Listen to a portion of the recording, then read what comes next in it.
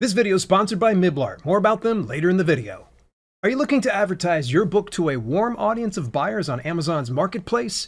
Not sure where to start or how to manage an ad campaign on Amazon? Then I'm going to show you how to set up and manage an Amazon advertising campaign step by step so you're spending less money and selling more books. Just a quick disclaimer though, do not invest money into paid advertising that you cannot afford to lose.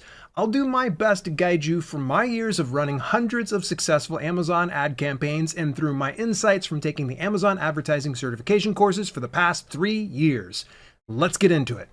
Let's start it out with the very basics here. How do authors access Amazon ads? You can access this through the KDP dashboard if you're publishing your books through KDP. It's the easiest path to do. All you have to do is go into your dashboard, select marketing, and then all you have to do is scroll down and you can select the marketplace in which you want to advertise. So we would end up selecting Amazon.com and then would send us on over towards that direction. Now, if you're not publishing through Kindle Direct Publishing and you're going to Amazon through other avenues like Ingram Spark or Drafted Digital or any of those other options, then you would want to use Author Central. And you can get signed up for that over at author.amazon.com. It's 100% free to do, and you can have up to 3 pen names per each one of your logins. So that is really nice. Go in, claim your books on your author profile so that way you can advertise them, and then you'll go into the reports and marketing dashboard, and on the right hand side it says go to Ads Console. The very first steps that you're going to run into is you're going to have to fill out your billing information. Yep, they want money from you, so naturally they're going to want to have all that on file. So you're going to have to put a credit card or banking information of some sort. So get all that stuff filled out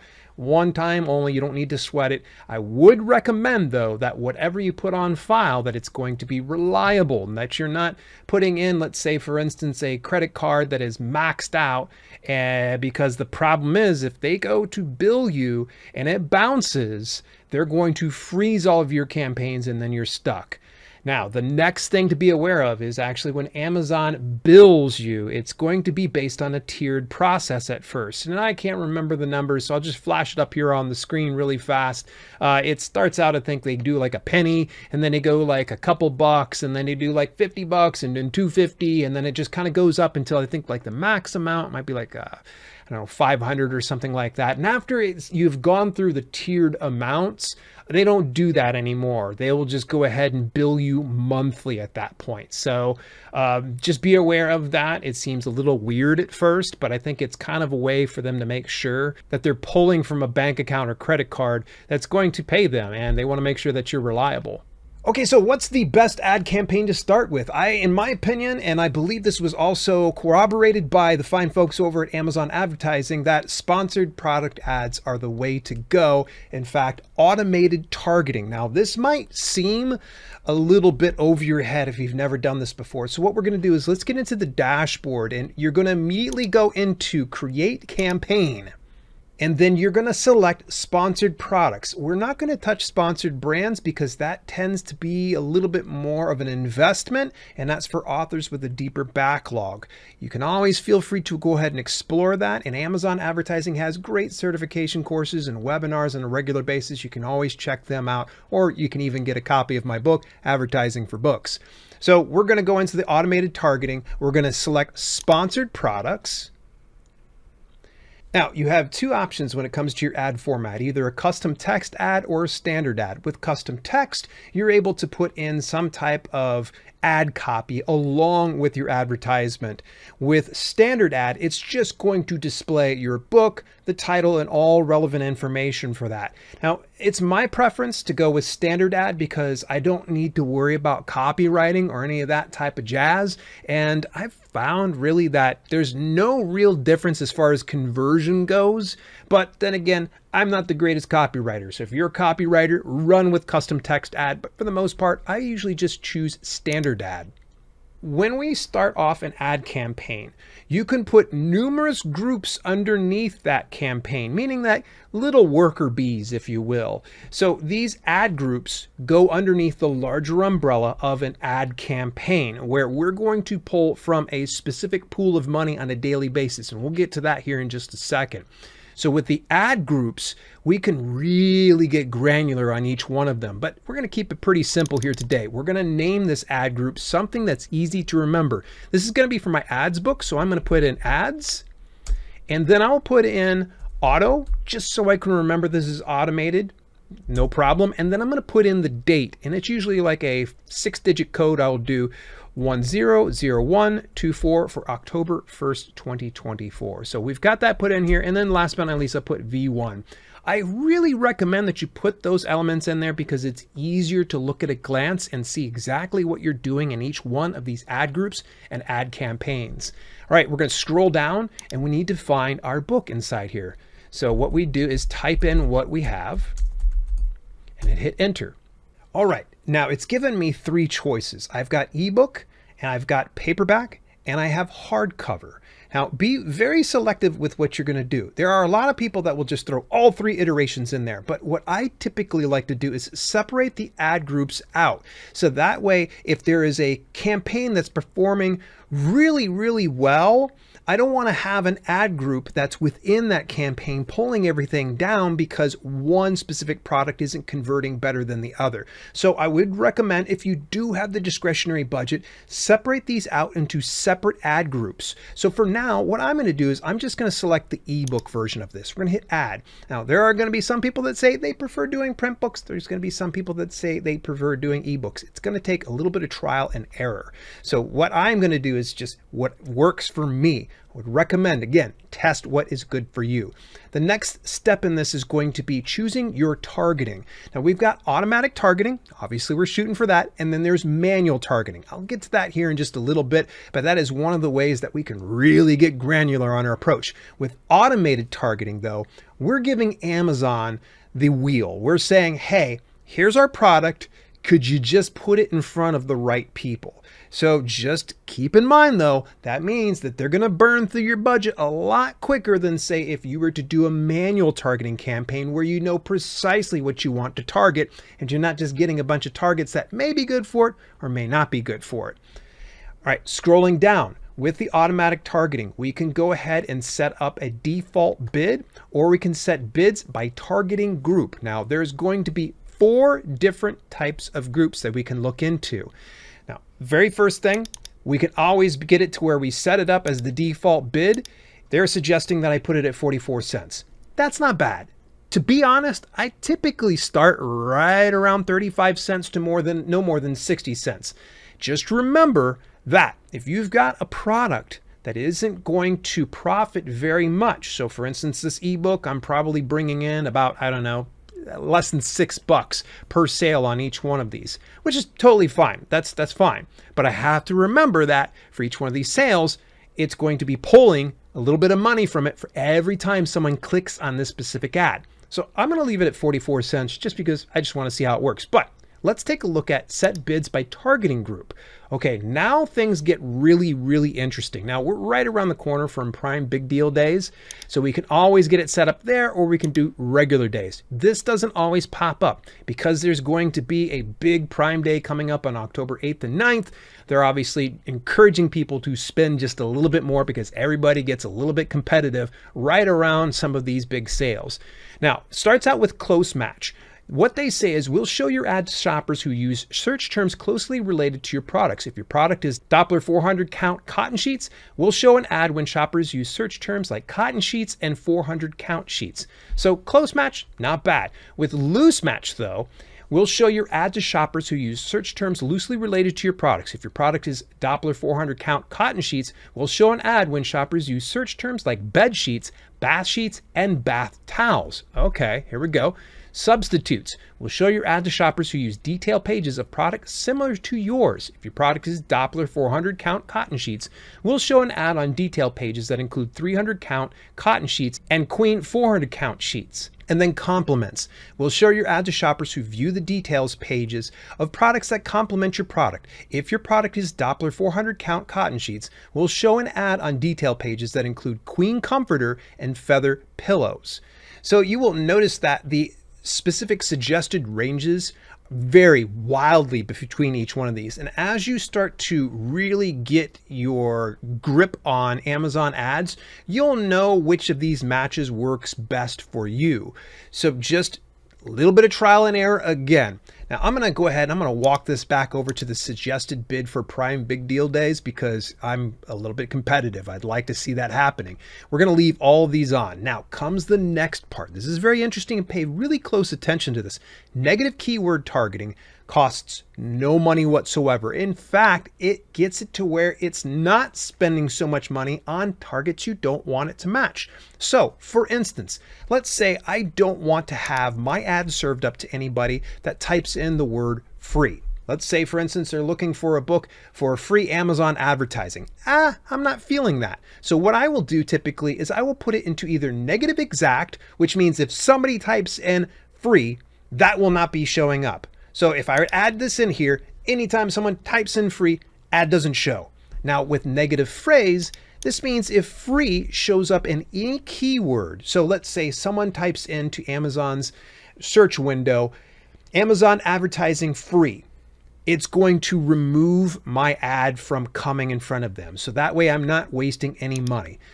For this one, the exact match might be overdoing it because I highly doubt my ad's going to show up. We're just going to go ahead and leave that there. The other one to consider though as well is going to be your author name. If someone's searching up your author name, chances are very likely your books are going to show up. But if you're a new author, chances are very likely that if someone's searching this up, you might actually benefit from this. So for me, I've been established for quite some time. If you were to do any type of search, it's going to auto-suggest my name automatically. So for me, I would end up putting in Dale L. Roberts. I would probably type in Dale L. Roberts and Dale L. Roberts books. So you can see it says add all keywords above. You darn straight we're going to go ahead and add those in, and I'm going to put it as a negative exact. So that way anytime someone searches up Dale L. Roberts and Dale L. Roberts books, that won't show up. Now let's go ahead, because I know some people forget my middle initial. We're going to go ahead and type in Dale Roberts. Now scroll down here, Dale Roberts books. Good. Let's get the other one, Dale Roberts. Great. All right, so we're pretty good right now. Negative exact, we're good to go. Now we're going to add those keywords in there. The other thing we can think of is if you've got another backlog of books, you can always add keyword targeting in here. So for instance, I might have, my book is Amazon keywords for books.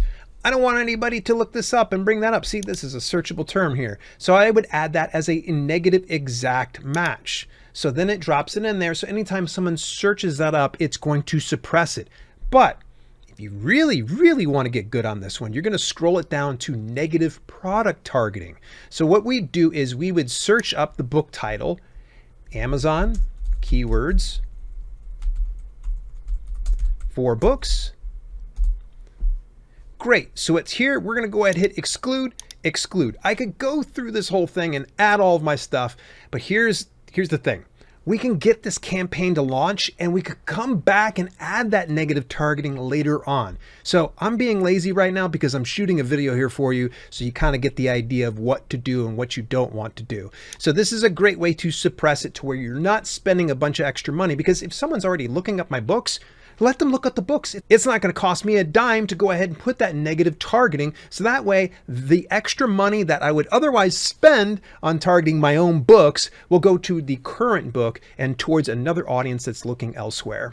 All right, the next step is campaign bidding strategy. There are 3 specific campaign bidding strategies, and they're all very interesting, but I'm going to tell you only 2 of those should be ones you should consider if you're new to ads. So let's start at the very top here with dynamic bids up and down. We'll raise your bids by a maximum of 100% in real time when your ad may be more likely to convert to sale, and lower your bids when less likely to convert a sale. Okay, it's great. They're going to save you a little bit of money if they think it's not going to convert to a sale, but in the same instance, they're going to increase your bids if they think it will convert to a sale.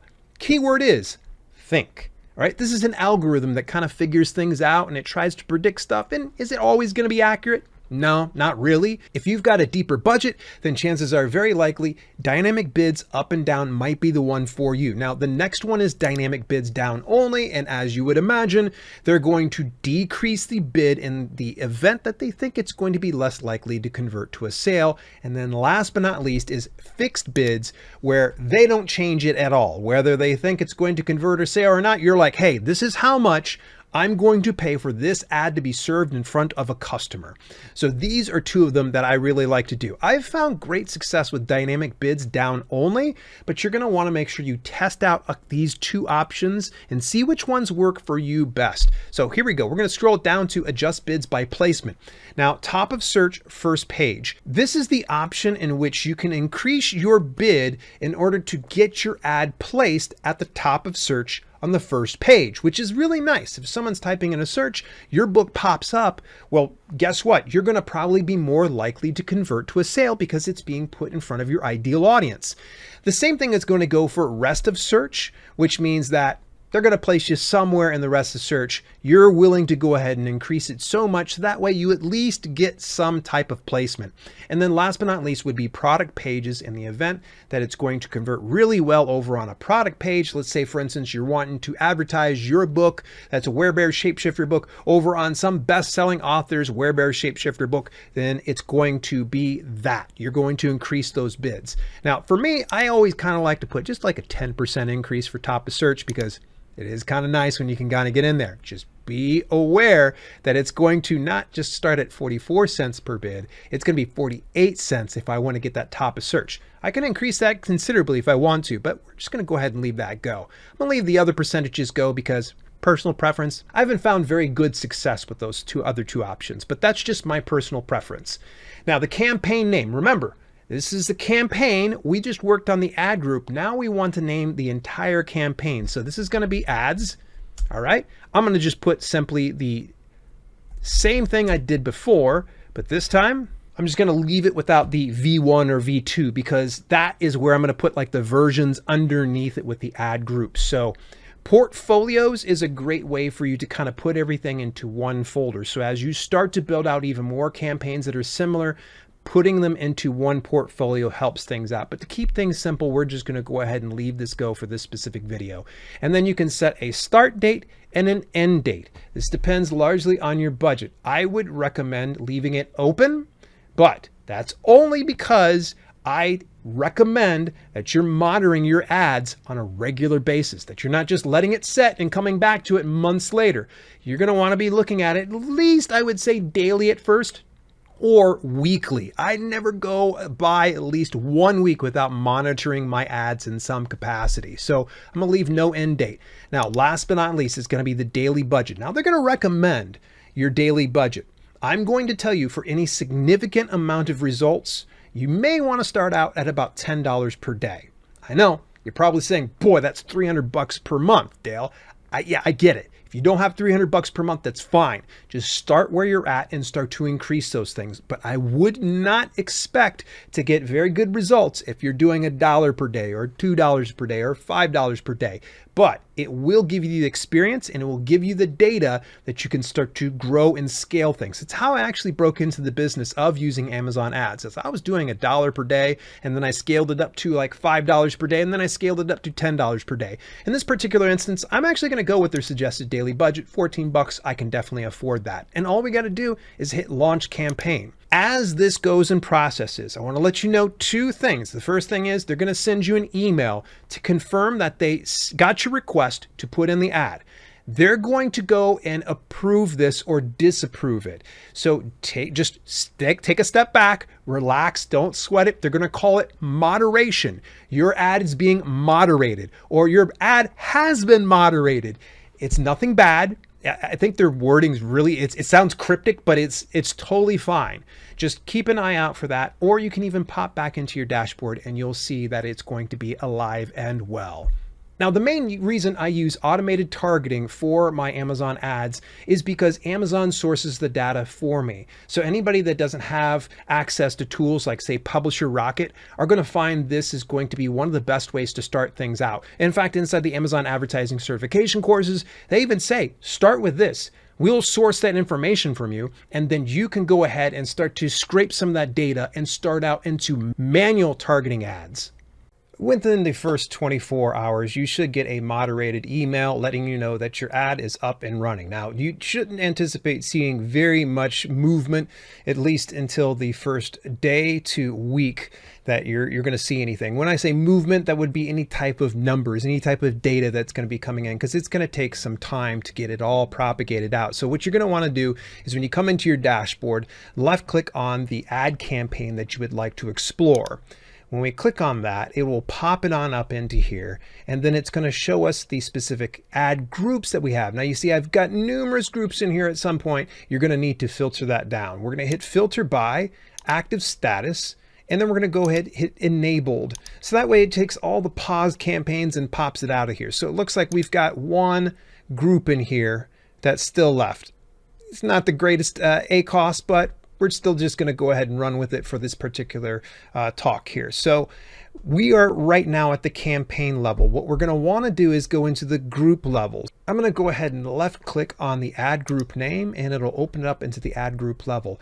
Now I'm going to hit back into the browser here by pressing Control and the back button. It's going to open it up here again at the campaign level, because at some point I'm going to come in here to use the negative targeting, because as you start to build out groups, especially in automated campaigns, you're going to need to weed out all the targets that don't work. You don't want to keep spending the same amount of money on things that don't convert really well for you. And you're going to see what I mean here in just a moment. So let's go back over here into the group level, and on the left hand side, we're going to hit targeting first. Remember those 4 targets that we were looking at when we were setting up our campaigns? Well, here they are again: the loose, the close, the substitutes, and complements. Now you'll notice that complements is already grayed out.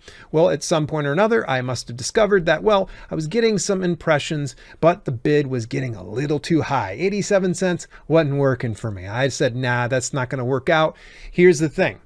It is all based on a real-time auction. Whenever you're putting a bid down, it's not about who pays the most. It's about who pays the most and is most relevant. So this means that if an ad converts really well, that builds relevance. And of course, if your book converts really well on the platform, that aids in more relevance. So whoever is the most relevant and is willing to spend the most amount of money for that placement is going to win the bid. Now, how the bid is figured out is based on the second place winner instead of the real-time auction. So if the second place winner was 59 cents, then the first place winner would only be spending 60 cents, and everybody else would be falling in line right behind that second place winner. You will see bid listed right here in this column. It's nice. Now, by the way, if you don't see some of these columns, left click on columns, hit customize columns, and you're going to want to select all that's appropriate. For me, I like having suggested bid impressions, top of search impression share, which if you can get yourself in top of search, fantastic. I don't always leave that one on.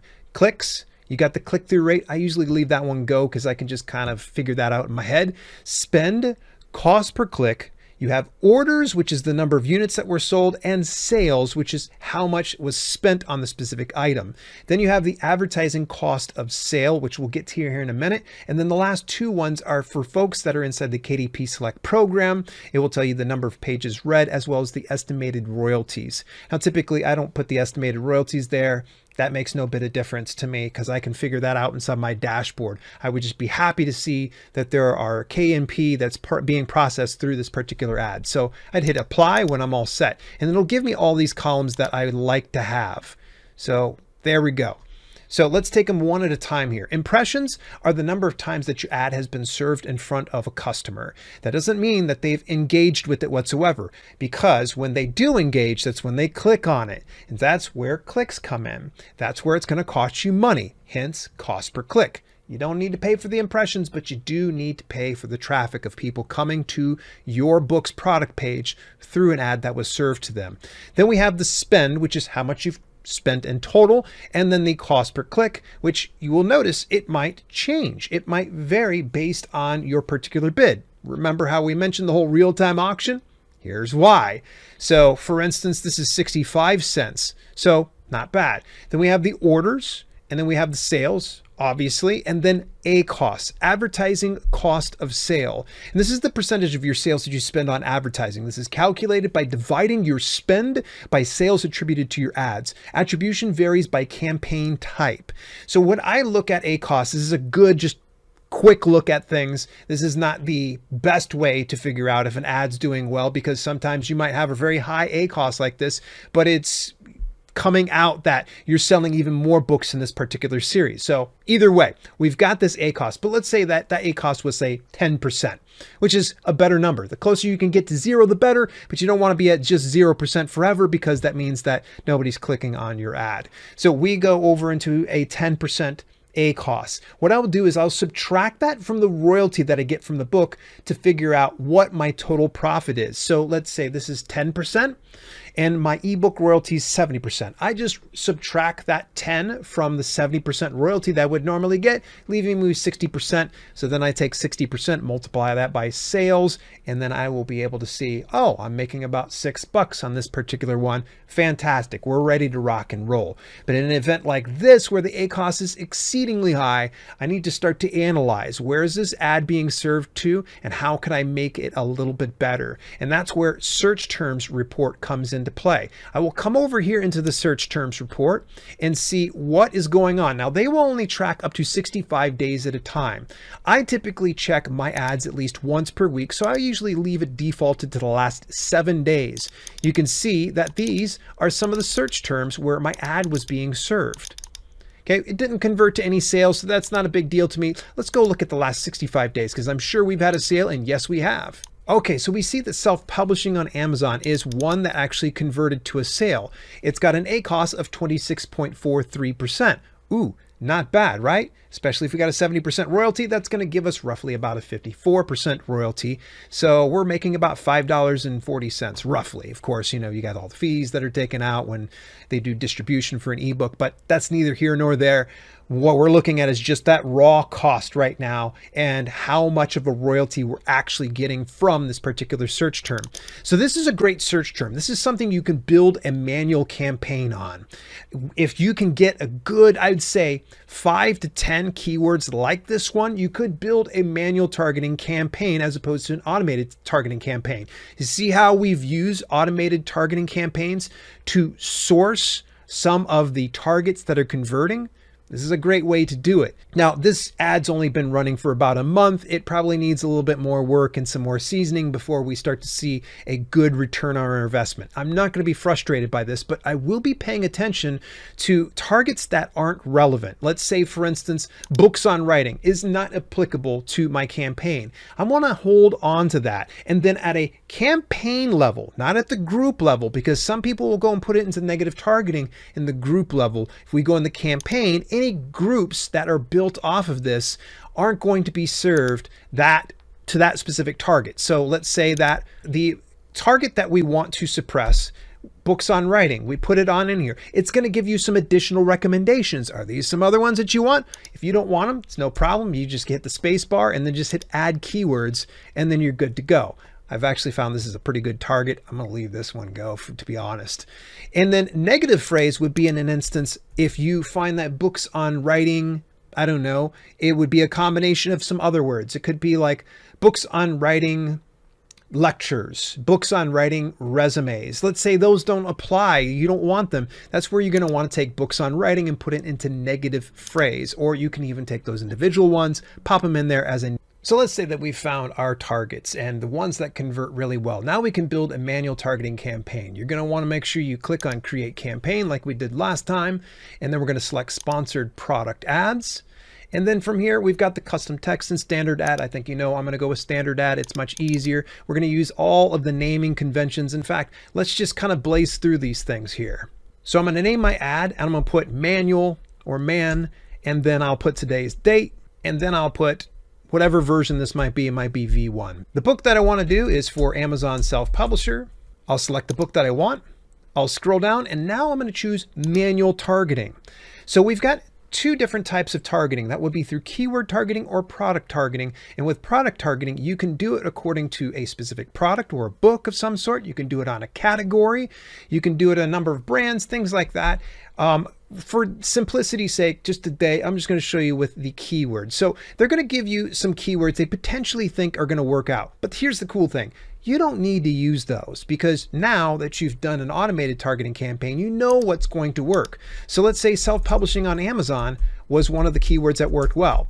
If I were to fire this campaign off, normally what I would do is get, I'd say at least 10 good keywords before I'd fire off this campaign, because then it's going to give more avenues of exposure and something that it can compete with. So we have self-publishing on Amazon, and I'm going to go and look at, first of all, the bid. Okay, this is so important that we take a look at this bid. It says suggested bid for Prime Deal days, and that might not be my thing. So here's what we're going to do, is we're going to go into my default bid or custom bid. This time, just for simplicity's sake, I want to show you what I'm going to do. 52 cents. You know what? We're going to go for 50 cents instead. Self-publishing on Amazon. We've got a broad match, in a phrase match, and an exact match. So a broad match would be, as you would think, self-publishing on Amazon and any other variation of that particular keyword to where it will pull this up. Phrase match would be something like self-publishing on Amazon for free, or self-publishing on Amazon with no money. Any of these could probably be a phrase match. Now, an exact match would be anytime someone types in self-publishing on Amazon, that's it. This is the ad that's going to serve. Now, you just keep this in mind. Broad is good, phrase is better, exact is best. And with that good, better, best model in mind, remember, you're going to be paying a premium based on where you are at on that specific model there. So putting 50 cents on each one of these probably doesn't make the most sense. And something I like to do when I'm running campaigns is I will typically have each ad group separated out based on a broad, a phrase, or an exact match. It's a little bit of an OCD part in me. There are some authors out there that use all three in a specific campaign. You'll need to test it out and find out what works for you. So let's say self-publishing on Amazon looks good. And by the way, it will also give you some recommendations popping up down here. See, there's some other ones. Ooh, maybe something we hadn't considered. So we can always add that in there if we wanted to. Self-publishing on Amazon for free. That's a good one.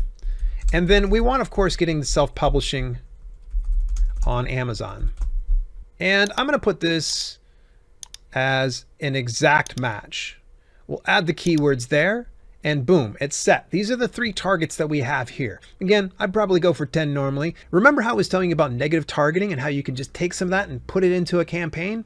Well, here's definitely one of the ways that you can do it. So from that previous campaign, what you do is take all those negative keywords, drop it in here.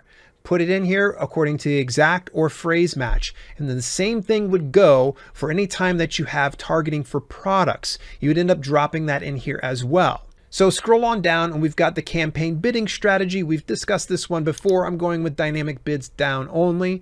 And then we're going to go ahead and name this particular one. It's a manual as well as the date. Here's our start and end date, and then a budget, it's recommending $12 this time. Very interesting. We're going to go ahead and run with that one. And then we hit launch campaign and it's ready to rock and roll.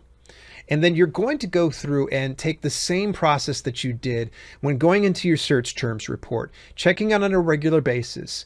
One of the things that you want to be mindful of is, okay, is a target not converting like it should? Because if it's not getting enough impressions, you're going to either increase your bid or reevaluate your targeting. So meaning that if I'm getting a target that's not relevant to my book, or it's requiring I spend an exorbitant amount cost per click, then it probably makes little sense for us to keep that on that specific ad campaign or group in general, because that's just going to drain some money. You don't want to be selling a book that you're only profiting $1 from and you're spending $2 on ads on it and you're out. That's just, so yeah, if you're not getting the impressions, increase your bid. If the bid starts getting a little too high that it doesn't make sense, then you go ahead and remove that specific target. So if you're getting the impressions but not the clicks, chances are very likely that your cover design is just not up to par according to the customer that is clicking on that particular ad. If you're finding that you're getting no clicks continually, that's when you're going to want to reevaluate your cover design. So what do you do about that? Speaking of impressions with no clicks, you can easily solve your issue with a high-quality cover design done by the pros. That's where Miblart comes in. If your cover design is in need of a major overhaul, why settle for anything less than the best? That's where Miblart's book cover redesign services come in for the win. Just a quick browse through some of their samples, you'll see that Miblart knows how to give your cover the design it needs to convert in better sales. For instance, check out this one. and this one, and this one, and this one, among so many others. And they can work with fiction or non-fiction books, so you're in good hands either way. Miblart has been instrumental in the cover designs and interior formatting for my latest series of books, Self-Publishing with Dale, proof that they're great for all niches. The really neat part about working with Miblart is that you don't need a deposit, you get unlimited revisions, and if you're cash-strapped, you can always divide your payments into 2 monthly installments. What if you don't even have a cover design nor know where to start? Miblart has a service called a free book cover design idea where you can visualize your book cover design idea before making an order. You simply fill out a brief, give more information about your genre and book plot, then Miblart's designers analyze it and provide you with a free book cover design idea in a written form. If you like it, you can place an order, and their designers get to work on your idea. Order your next cover design from Miblart today so you can crush it in your next Amazon advertising campaign. Visit my affiliate link at dalelinks.com/Miblart and use the coupon code DALE10 to get 10% off your order. Special thanks to my longtime sponsors, Miblart, for their unwavering support. Okay, so we got the good cover design. If we're getting impressions and now we're getting clicks, but there's no sales. So therein lies the problem. We've got the right cover. It's enticing the people to come over to our product page, but they're not buying. Why aren't they buying? We're going to need to start to look into, well, how does my book description look? Do I need to tweak this? Do I need to fine tune it so that way it entices them to buy this? Also, do I have the right number of reviews? Do I have a sufficient amount that provides that social proof that, yes, this is the book that people want to find? So there's so many ways that you can gather more book reviews, and there's so many ways that you can rewrite your book description. If you do change your book description, don't change it so frequently that you have no way to go back and see how it has converted. Good guests that have been on my channel before are Brian Meeks and Brian Cohen, who have spoke extensively about book description writing and how it's just so paramount. What I would recommend is get some peers to review your book descriptions from time to time. I've got a great Discord community, 100% free to everybody. All you got to do is just join in there and just have somebody give you some feedback on your book description inside the channel that we have devoted to it. But how do you know when it's working? Well, if it's converting to sales. So we had no impressions. We had to increase our bids. Okay, no problem. But let's say our impressions are up, but we're not getting any clicks. We fixed the targeting or we fixed the cover design. But let's say the impressions and the clicks are coming through, but we're not getting any sales.